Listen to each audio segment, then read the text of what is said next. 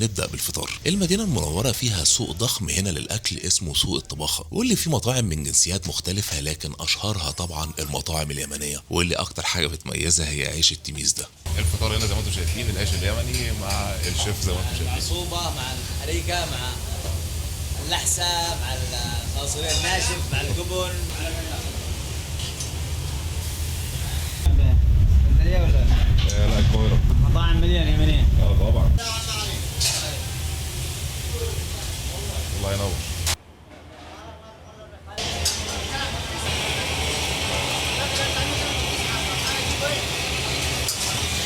النهارده طبعا معانا العيش اليمني المشهور دوت، حجم الرغيف زي ما انتم شايفين، حاجه كده تحس ان هي فطير مش مجرد عيش عادي. زي ما انتم شايفين النهارده برضو جايبين نوعين فول، نوع منهم بالزيت ونوع منهم بالسمنه. الزيت هو زيت زيتون، فخلونا بس نجرب نشوف طعمه عامل ازاي. زي ما انتم شايفين الوش متظبط على الاخر.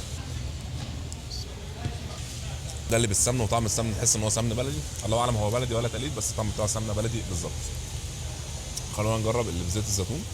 غالبا الطبق متظبط يعني كويس جدا. حاجه من الحاجات اللي عندهم هنا هو اللحم المكلكل والكبده. خلونا بس نجربها ونشوف طعمها عامل ازاي.